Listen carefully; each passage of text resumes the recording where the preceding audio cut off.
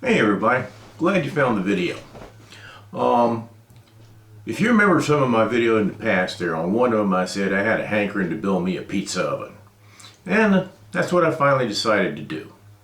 One of the things though I've had to really struggle with was how was I going to do the video on that to share with you. So it might help you if you decide to build a pizza oven of your own. Basically there was two choices. One long video and maybe leave out some detail, or multiple videos, part 1, part 2, part 3, till whenever, and put in a lot more detail. And as much as I hate multiple videos, I've still decided that's probably the better way to go, and that's what I'm going to do. And, as normal with any of my videos, it's designed especially for the individual that has a minimum or no experience whatsoever. Now let me tell you what, sports fans, when it comes to building a pizza oven, zero experience. I have never ever laid block, laid brick, or anything like that at all. So this is going to be a real challenge for me. All my work has been carpentry work, and I'm going to show you some of that on the way out when we start to look at what's going on. Alright, so this is for the individual that has no experience, and if you go to the tube and you look at the videos there, and goodness gracious, I've looked at probably literally hundreds of videos. I've looked at just about every video there is on there, and some in multiple languages, on how to build one of these things. Alright, and it's always boom, there it is. They just start doing it. Don't talk about anything other than just they're up and done, and they're finished in 20 minutes. Alright, that doesn't help really a new person who's got zero experience in my book. I mean, I can understand not going into great detail sometimes on everything, but that's what I want to do here. Alright, so one of the big things I had to make a decision on was what kind of pizza oven did I want to build. If you go look at the tube again, you're going to see primarily, in my opinion, primarily two different types of pizza ovens. The first one, which is very prevalent, is where they take the gem ball, alright, deflate it, cut a hole in some plywood, reinflate the gem ball, and then build the pizza oven over the gem ball. Alright, there's some advantages to that. The biggest advantage to that style is that particular type of shape and circular dome is much more heat energy effective. Alright, heats up faster. You can get it pretty hot, a lot faster and pretty hotter than the other style, and that's the big plus. But it's just like yin and yang. For every plus there's a minus. The biggest minus to me about that style is, on the vast majority of ones that I've seen, they crack. Now, one guy was pretty honest about, and he was a professional builder, he said every oven's going to crack, every oven. But it's just a question of how it cracks and how bad the crack is and where the crack is. All right, and with the dome ovens of the ball type, they seem to crack a lot sooner and not last as long. All right, so what was the second choice?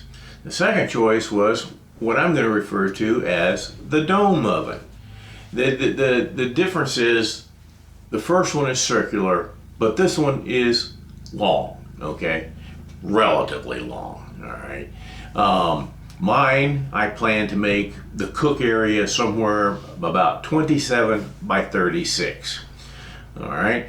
And I've decided to go that way, even though supposedly the biggest negative against that is it takes longer to heat up and it takes more wood to keep it going. But they seem to be structurally stronger, and I want something that's going to last longer than me. And as old as I am, that ain't much longer, but nonetheless, I want something that's going to last, and I want something that's going to be substantial, And if we ever get rid of this place, it isn't going with me, so I want it to look good too. I definitely want it to look good, all right? And one of the big things I want in my oven is the ability to do more than pizzas. Now, we're calling this a pizza oven build, and technically you'll see on the tube the type of oven I'm going to build will be often referred to as a bread oven, But I'll do bread in there, but there's a number of recipe places like Cooking with Fire and some of the others that have what appear to be excellent recipes on cooking with one of the wood-fired ovens, is what they refer to them as. All right, and so it's going to be more than just pizza for me. Okay, so what are we going to do on this video, part one? One of the things we're going to do is, if you just remember at the very beginning, I said on all the other videos, basically they just start building. All right, but I want to talk about some planning. There's a planning phase that seems to be left out all the time. And for you new people like me that's never built a pizza oven, you really need to sit down and do a planning phase. Even though I build with lumber since I was 10 years old, okay, I still sit down when I build something and make sure I plan it out and find my resources where they're available and things like that. And that is going to be real key for this little project, because I'm finding that seeking the different things that I need can be very difficult. I've been doing this now for about since I made that video saying I want to do it. I started the next day actually, and I still haven't found one of my products that is desperate. I gotta have it, and we'll talk about that. So we're going to talk about the planning phase. We're going to talk about the things you should consider and what you may have to purchase. And one thing is, on any project, it kind of irks me that no one ever says what that project cost. You know, the big difference between a $200 project and a $2,000 project, all right? So I only saw one video where the guy mentioned, people are always asking, how much did it cost? Well, and he gives a range, about a $500 range. And I understand, as I suppose you do as well. Depending upon where you are, the cost will vary. I might pay $2 for X object while you have to pay $4 for X object, or $1 for X object. I don't know. But it's going to give you an idea. So on the very last video, I plan to go over all the things that I bought, what they cost, and what the final cost of the product was for me to build this thing, all right? So, like I said, here we're going to go over what I think you need to consider buying. You need to go out and find a place that has this stuff, that you can dependably get it, especially if you have to go back and get more, all right? Once we've done that, then what we're going to do is head outside. I've already got the pad down, okay? And I'm going to have to resort to pictures when I put the video together, because the video didn't come out really well at all. So, but I've got some good pictures, and I'll talk you through what I did for the pad and what you will have to do for the pad, and some of the considerations that I had that you might have or might not have. Okay, it's not all cut and blank like you generally see on the videos on YouTube. All right, so, and then we'll go over the pieces and parts that I've already purchased that are sitting out on the back deck waiting to be put together. And then the next thing that we're going to do is lay out the first line of block. I've got to use some cinder block. And the way that I want to do this is I want to put my pizza oven, okay, or bread oven, whatever you want to call it, wood-fired stove, I want to put that on the end of my deck, on the ground. It has to be on the ground, obviously, because you're constantly changing the wood and replacing wood on a deck if you have a wooden deck like I do, because the wood in America just basically sucks nowadays. It's not like it used to be. All right, treated lumber. And so I've got to bring that way up to a height because there's a slight incline to my backyard, and the deck is pretty high. It's about 30 some odd inches, 32 some odd inches up there, okay? And I need to bring that up above the deck. So right now I'm thinking 9 courses. I have to come up 9 courses or 9 cinder block height, all right? So what we're going to do is bring some cinder block over to the pad, lay the first course down, mark it with a magic marker. I've even cut some spacers of 3/8 inch to put between the block because I want to make sure everything is uniform. And I tell you, I'm going to tell you right now, for some of you guys with a lot of experience doing this, you're going to go, what the dickens is he doing? And I understand that, but I have to do what works for me, never ever doing this before. It's just basically that. For example, once I get that first block laid out and I've got everything marked and I'm happy with it, and I've checked square, yada, yada, yada, yada, then I'm going to mix up some mortar and put it in, and that will be the end of the first video. And you're saying, well, you're going to stop the video at the first course? You bet. Why? Because I'm going to give that first course a good 2 days to harden up. Because you've got to, when you put the second course on and all the other subsequent courses, you know, you got to bang them, you got to hit them, you got to line them up, you got to level them off. And if that first course isn't good to go, okay, you're just going to have to cut it all up and start all over again.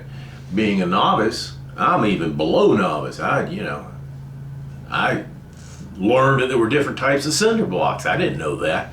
All right, so for you newbies out there like me, for your, what you need to do is what works for you. And I know what works for me. It's going to drive some of you pros out there crazy.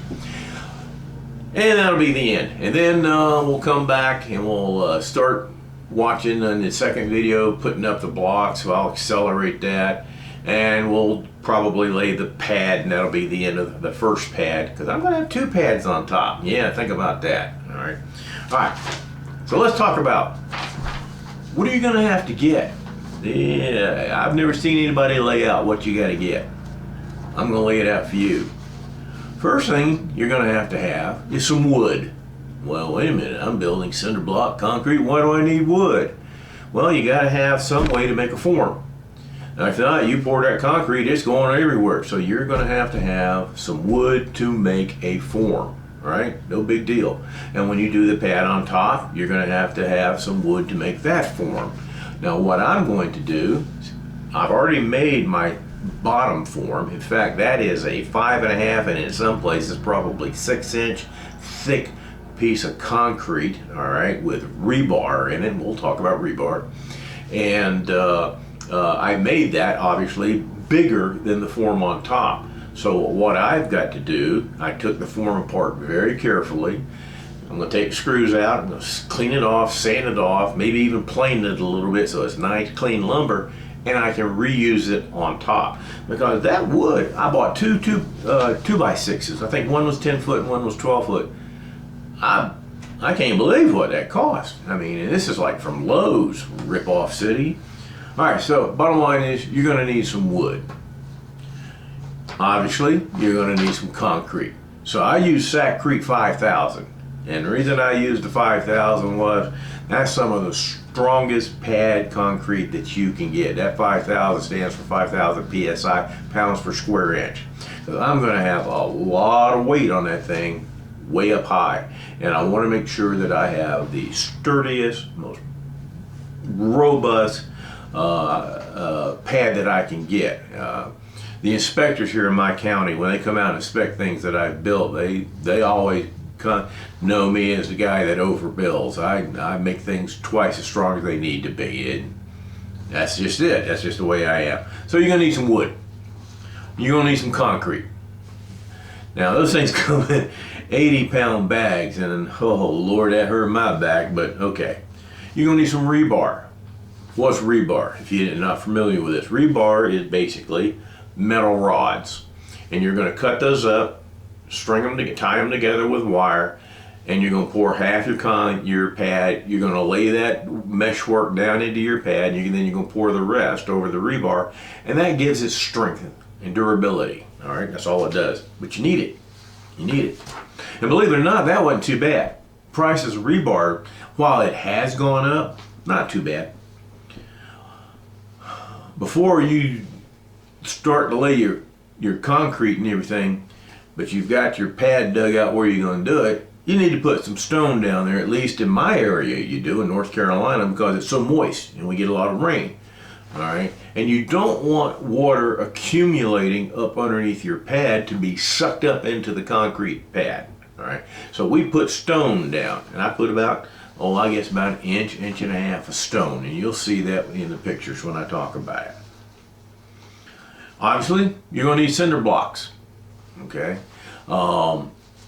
you're going to need whole cinder blocks. You're probably going to need half cinder blocks because you're going to overlap. You want to overlap your walls in the corners, and you'll see that when we lay that out. But you're going to need to get some cinder blocks.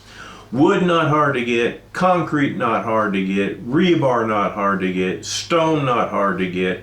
Cinder blocks, not hard to get. All right, easy to get. Block mortar, not hard to get. But what kind of block mortar? There are different kinds of block mortar. The two primarily that will be used in a project like this is going to be type N or type S. Now I'm going to go with type S.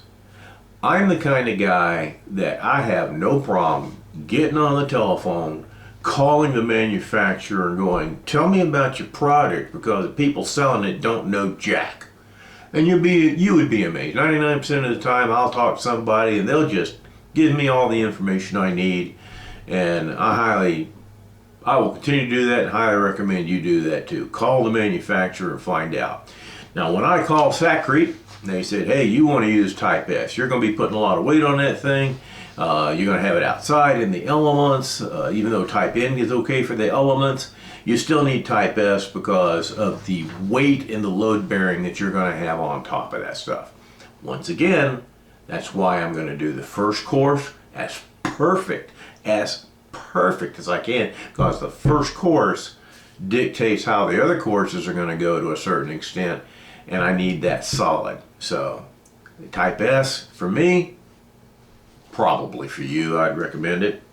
All right, so not only am I going to need some block mortar to use with the blocks, the cinder blocks, I'm going to need some refractory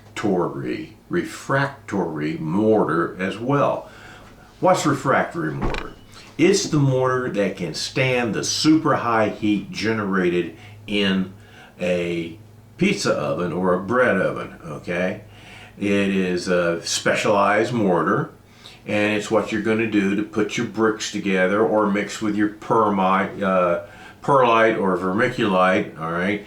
It can stand the super high heats. That is harder to find right now than chicken's teeth. None of the big stores, Lowe's, Home Depot, anybody like that whatsoever has got refractory mortar. In fact, one of the reps at Lowe's got on his computer and said, no, we don't have any coming, we don't suspect any bit coming, and we have an order here not to ask for it. I went back yesterday just to double check again, and a lady got on the computer and said, nope, we ain't got it. I don't see us ever getting it again. So Lowe's and Home Depot, not doing their job in my book, but they're sure sucking up the profits. Nonetheless, refractory mortar is hard to find. Now that is the mortar that you can get in a bag and simply put in a bucket, mix it up, and you have refractory mortar. Or you can make your own. To make your own, you're going to need some bags of clay, bags of sand, bags of Portland, okay, cement, and some bags of lime, basically. And you mix that in certain formulas, like 2 to 1 to 1 to 1 or something like that, all right? And if I end up going that way, we'll go over the formulas when I mix it. But refractory cement, very difficult to find at this time. Now let's talk about perlite and vermiculite. What is their purpose? They're insulators. Okay, they're very light, they hold heat, they keep heat in, don't let heat get out. You're going to mix that up with the coating that goes over your dome, whether it's circular or like mine, oblong. You're going to coat that, and you're going to make about a 2.5, 3 inch thick idea. Okay, the sequence is, by the way, you're going to have your deck out. Okay, your slab. All right, I'm going to have a concrete slab on top that's 3 inches. Now that 3 inch slab does absolutely nothing for heat. Concrete and heat retention, no good, newbies. So on top of that, I'm going to put a 5 1/2 inch mixture of fire brick mortar, and perlite. Mix all that together. And I'm going to create a depression where I want my cooking area to be, so that I can put some sand in there later and put my bricks in there. But it will be a minimum of 3 inches, and then there will be a 2 inch depression, and that will have my bricks stand up about 1/4 inch, which will allow for all the decorative stuff I'm going to do. You got to think this stuff out. All right. So, and the reason I'm putting sand in the bottom there with a little bit of refractory mortar as well, not wet, dry, is that allows me to move the sand around and level off my bricks. This is much easier than, bricks are not all the same uniform thickness. It's nice if they were, but they're not. All right. No brick is, be it fire brick or regular brick, and you can't use regular bricks for this. They'll disintegrate, and some of them will even explode, so be very careful. Make sure you have fire bricks. So I'm going to put that down, and with that sand and on the bottom, I can adjust and make sure everything stays nice and level. And that's going to be important for me, because the primary reason is I'm not doing a herringbone. I've got nothing more than a hand cutter to cut my bricks, you know, an angle grinder, and I'm not going to do that. So I'm going to have them all going the long way, and I just, you know, you just got to be careful when you go in to get your pizza or your pans or anything else. No big deal. All right, but there have been a number of videos posted on YouTube talking about, is perlite better than vermiculite? Is vermiculite better than perlite? And just about on every one of them, perlite comes out on top. Now you can go to Walmart, for example, and you can find, you know those popcorn bags when you put you open up for like Pops Right, and you put them in the microwave and they pop up, you know those little bags of popcorn? Not even that daggum big. You can pay $6 for that much perlite or vermiculite. I can't remember which one it is, don't matter. Not where you want to buy your stuff. I went to a garden center / hardware store / plumbing store / and I got huge, I mean huge bags of perlite under $20. To fill that bag up at $6 from Walmart would, oh my Lord, I don't know what that would have cost. So go and find places, and this guy was really nice. He said, we normally have it, we ain't got it, I can order it and get it to you by Friday. And I called him on a Tuesday. Friday he called me up, got your bags. All right, went down, got my bags. He said, if you need any more, call me, I'll order them. So there you go.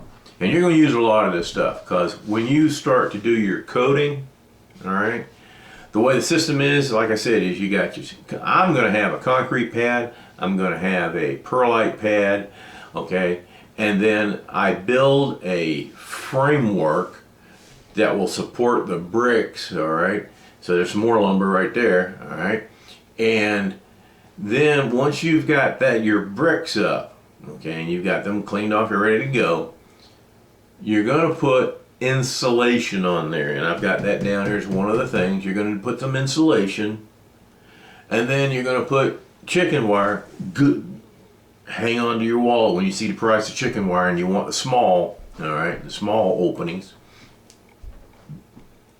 Then what you're going to do is make sure that chicken wire is nice and tight. Then you're going to make your mix of 4-to-1. 4 containers of whatever size of vermiculite or perlite. Go perlite. I'm going to go perlite. To 1 container of fire mortar mix. And you mix all that up. Then you mix the water with it, whereas you do not want it soupy. You want it oatmeal style. And then you work that into the wire and keep working it till you got about 2.5, 3 inches worth. I'm going to go for 3. All right. Once that hardens, okay, now, like I said, you put your insulation over your bricks, you put your wire over your insulation, and then you put your coating over that. And then we'll talk what you're going to do next. So you're going to need a lot of that perlite, and those $6 bags will kill you. All right, fire block. I imagine for some people, fire block could be hard to find. I am very fortunate in that I live in Rayford, North Carolina. In Fayetteville, right down the road, there is a brick factory. And they actually, you can go down there and find bricks all day. And they had 2 different kinds of fire bricks. So I got the stand what you would think of as a brick. All right. Prices of that doubled in the last year. We'll go over that. So you're going to have fire block. You're going to have the ability to go back and maybe get some more fire block. I ended up buying, my estimate was 158 I'm going to need. I bought 170 in case I broke one or cut it wrong or something like that. I mean, for what you're going to spend on this, when we get to the cost, don't worry about an extra couple of bucks for a few spare bricks. That ain't the deal. Talked about chicken wire. Now here's something that's killing me. Chimney exhaust system. I've seen people that they build a nice little oven and they got maybe that 4 bricks up and that's their chimney. You gotta have a good exhaust system. That's not gonna draw really well, okay? That's not gonna draw well. And when you build your door, you need to be able to have an opening in the door. A lot of people say just take the door, move it back, lean it forward, let the air suck in the sides. I guess you could do that. But that little 4-inch chimney, that's not going to cut it. What I'm looking to do is I was looking originally at a 36-foot stainless steel dual pipe until I found out what stainless steel dual pipe's going for nowadays. Oh my Lord, okay? So I'm going to go for a 24-inch pipe, and hopefully I can find something that's a little bit more reasonably at 24 inches. And I think probably 24 is a minimum, and I'm not sure how good that's going to draw, but we'll see. All right, so you're going to have to come up with a chimney exhaust system of some kind. If you want to make it brick, why don't I want to make it brick? Weight. That's just it. Weight. It's too heavy to have that much brick piled up. I just don't want to do that. All right. So door, like I said, you're going to have to build yourself a door. I've already got plans on how I'm going to do my door. You'll see that part. We'll make a video making the door. And then we're going to make it with an air vent of some kind in there too. Ain't no big deal. And now, decorative outside. Do you want to do it? Do you not want to do it? In other words, once you've got your coating of vermiculite or perlite over the dome or your ball or whatever, how are you going to cover the outside? Some people actually just paint it. That's, I guess, if you're happy with that. Like I said, though, I want to get a little bit fancier. It's just me. I want to get a little bit fancier. And I found, I went and looked at the tile. And to use tile outside, you want to get porcelain, all right? Because if you don't, come wintertime, it'll crack like crazy and being exposed. Even though I'm going to have a tarp over it, it's still going to face the temperature. The price of porcelain, good Lord, I don't know how people can afford a brand new home nowadays. To build let's just say $100,000 home nowadays must cost about $300,000 to do it. It is ridiculous. Thank you, Brandon. But what I have decided to go with is that 1/4 inch brick veneer. And I think that's going to look really, really nice. It's going to look like the outsides are the bricks when it's not. So when I finish putting my heat retention coating on, I'm going to scrape it so that there's, take a comb and scrape it so there's grooves in it. Why? So that when I put my veneer and my adhesive to there, it will stick. And I was looking at veneer mounting the other day, well, actually last night on YouTube, and I saw this little trick that I thought was pretty good. The guy had about a 6-inch stick, and it was a 1/4 inch square. And then he had sticks the length of where he was working. So if I'm working with a 36-inch oven, I'll have probably about 38 or 36-inch sticks or something like that. And they will be a 1/4 inch square. And what he did was he laid down his first row, and as he laid down his first brick, he got it where he wanted it and got it level. When he laid down his second brick, he took that short stick, stuck it in there, and moved the brick over so it was a 1/4 inch away.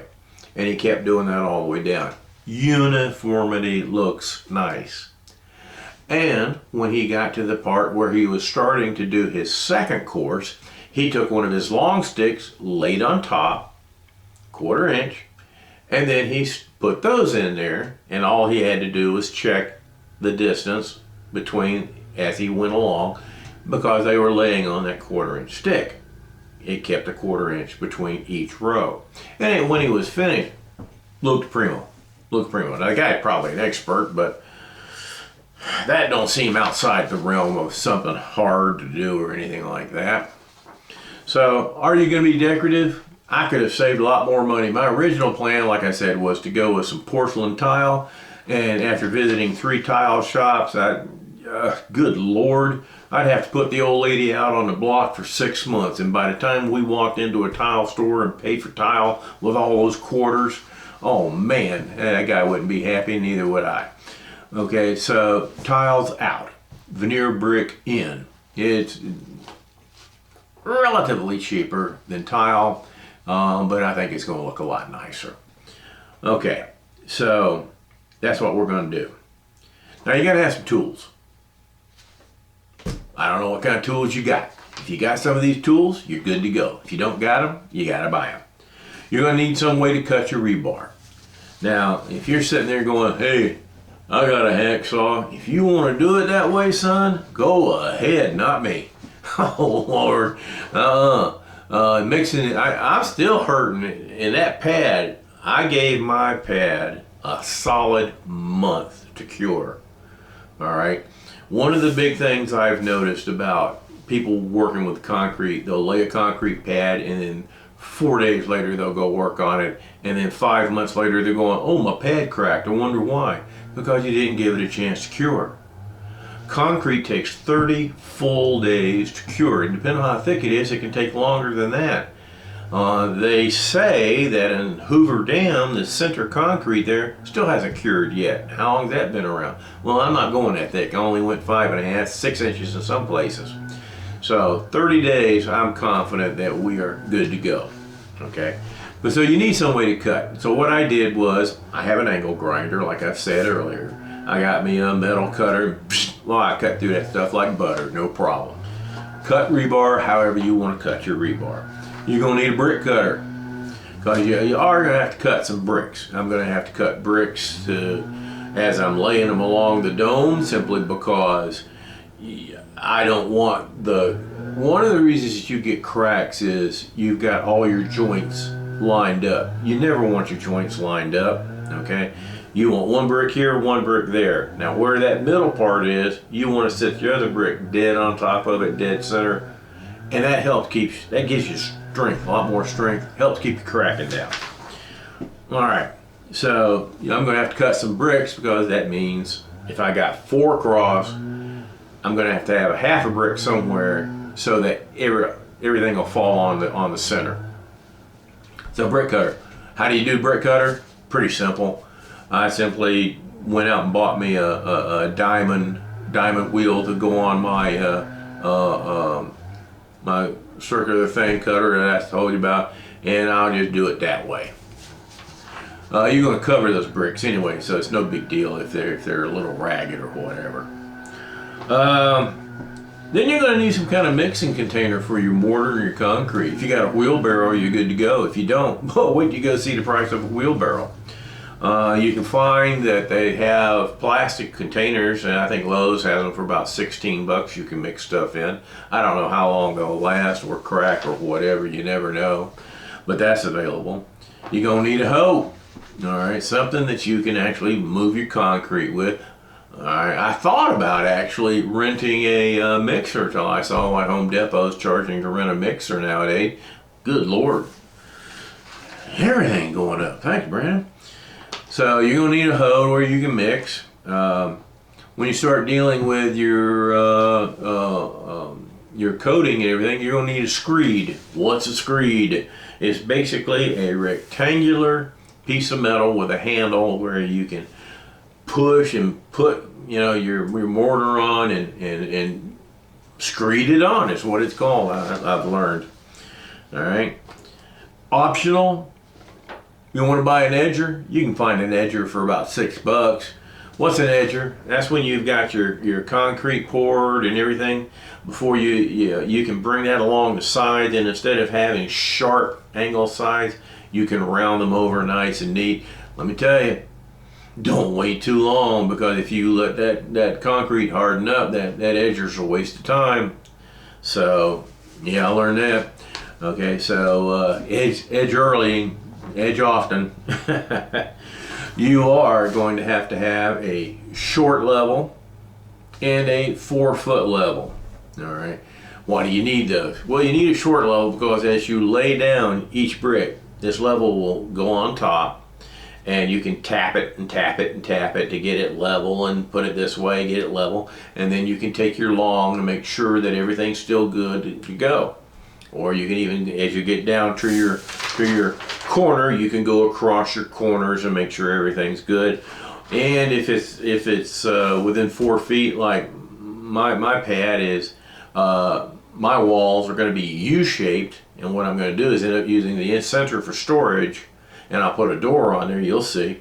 You can lay that 4-footer across there, or if it's too short, cut you a 2x4 and make sure it's planes. I don't know if you ain't got a planer, you can't do that obviously, or a table saw, and let's lay your 4-footer on top of that, and make sure that this side is level with this side. You don't want to have this side keep going up so that when you put your pad on top, everything slides off.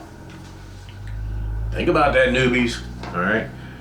Okay, so you're going to need a short level, you're going to need a long level. You can't get around in my book. And here's something you need to think about, especially if you live in a city or something like that. You need a hardwood source. A hardwood source. You don't burn soft wood in these things. They'll soot up, they don't last long, they're a waste of money. Don't think you're going to burn pine or anything like that. You've got to have a hardwood source, all right? And you also need a means. Generally, you'll go out, like I can go to 2 different places near me, and I can buy wood. And it's going to come about yay long, each log, all right? And it's going to be either 1/4 or 1/2 a log. Well, I have to have, and you're going to have, some small wood to get the daggum fire started. All right, so do that. Axe, if you want to do that. If you're young, you can do that. Some way to split those logs. You're going to have to do that, but you do need a hardwood source that's dependable, because you can't cook in it. You ain't got no wood. It's real simple. Some things I don't have on the list here that I had to go out and get as well. I didn't have any piece of and tools for cooking utensils, and there's a couple of videos on there that says cooking utensils you have to have. No, you don't. One of the cooking utensils, I think, my opinion, and I bought one, is it's a small, about 9-inch round circular disc on the end of a pole. It's not necessarily for picking up pizzas, it's for rotating pizzas, it's for picking up wood and moving wood around, okay, things like that. You never, ever want to take a piece of wood, okay, once you've had a fire started, now you're going to add some wood to it and throw it in. You don't want to do that, because if it hits that brick is super hot right now, and you stand a good chance of either breaking the brick or popping a good piece of it out. That's why you don't ever want to. I see these people and they'll mortar their bricks in. No, I want to be able to get every one of my bricks out of there and replace it if I have to. So don't mortar your bricks in, my opinion. You want to mortar your bricks in, go for it. I don't recommend it, all right? So one of the things you need is that little round thing on a thing so you can turn your pizzas, you can move wood around. What you do is you lay your wood down and then you pick it up with that and lay it on top of your fire or whatever. And what a lot of people will do, especially with the type of oven I'm building, because it's more roomy, is they'll have their fire going, but they'll put some lumber, some pieces of wood to the side, okay? And what that's doing is helping it get warmed up, getting some of the moisture out of it already, so that when it is transferred over to the fire, it goes up a lot better, okay? So that's how that works. Well, the other thing you're going to need is, if you're going to do pizzas, which that's why most people build these things, is you're going to need a good size pizza where you can slip under the pizza, or also where you can build the pizza and put it in and slide it out, and there you go. Not the same thing for generally turning, because it's so big, right? It's too daggum big, and you'll see these things, because obviously one of the things in the last video is we're going to cook some pizzas, all right? Hopefully. So that's something that you're going to need. You're going to need a wire brush. And what I did was I went to Walmart, was it Walmart or Amazon? One of the two. Might have been Amazon. They have a brush that's metal. I think it's brass. And then the other side got like a little scraper. Not to really scrape anything, even though you could. Let's say something spilled on your stove and burned in there, you could scrape it off. You're going to end up burning it off probably, more likely.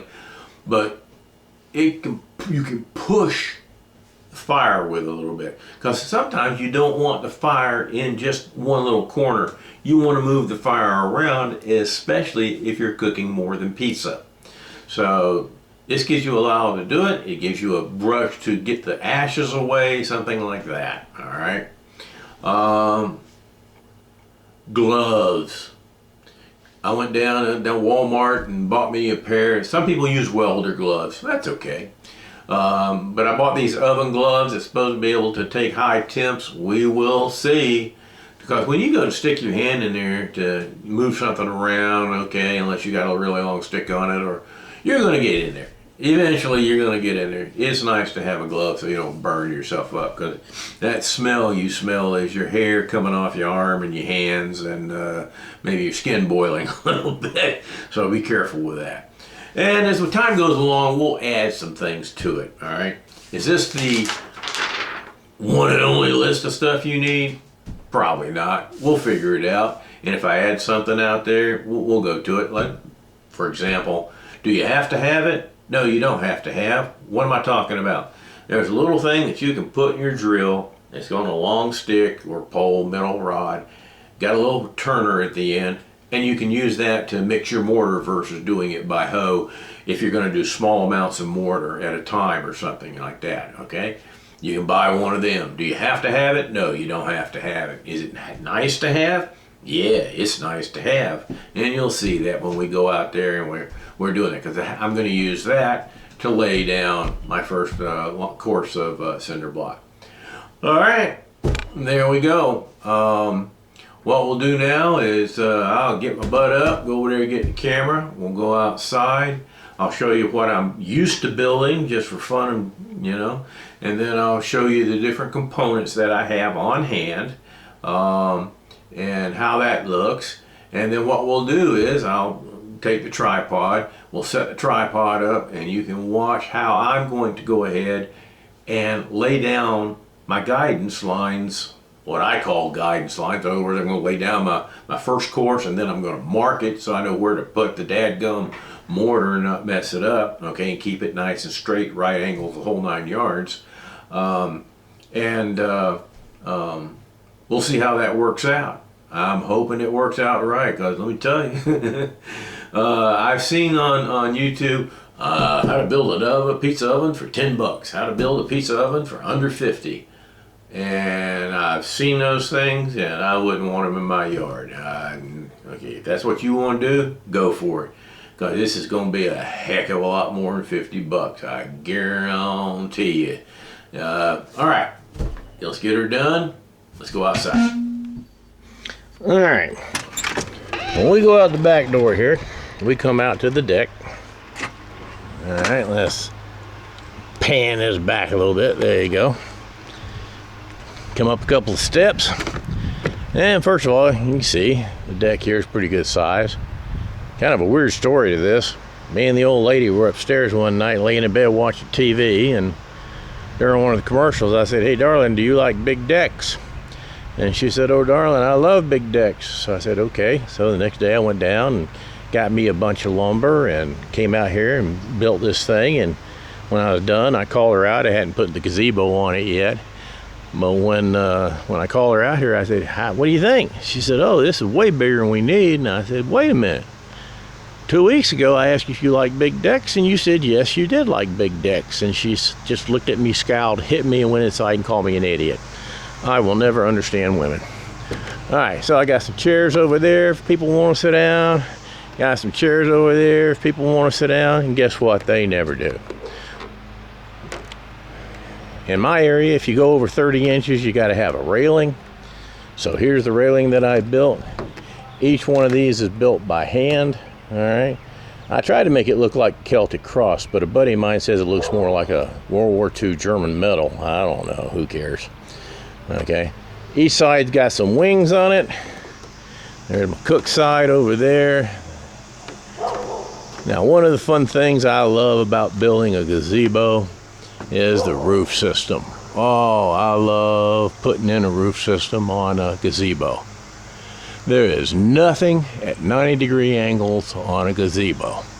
In fact, when they came out to inspect it, I had to show them how. They did not know. These guys in my area had no clue about a gazebo. We can have some great nights out here doing some smoking. If it's hot, super hot, when everybody can stay in the shade. All right. Come out here at night, use the fire thing, do some s'mores. All right, let me show you what I got here underneath this.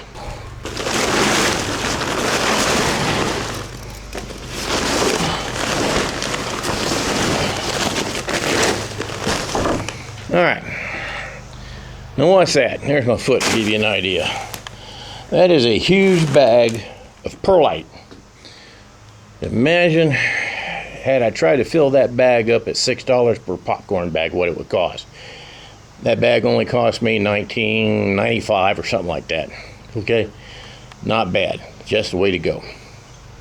All right. So, yeah, you can see my cooking area. Got one of my big smokers. I call it Big Bob. Got my little smoker. Got my grill. Got another grill. All right, let's go look at some bricks. In case you're wondering what that thing is over there in the cover, that's a house generator. Should we lose power or something like that, I can fire that bad boy up and watch TV. All right, here's my fire bricks. The only thing that bugs me about these fire bricks is, normally, you should be able to take brick, put two together that way,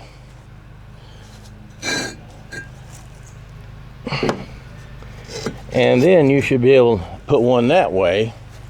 But if you notice, you got a heck of a hangover here. So they made them actually way too long.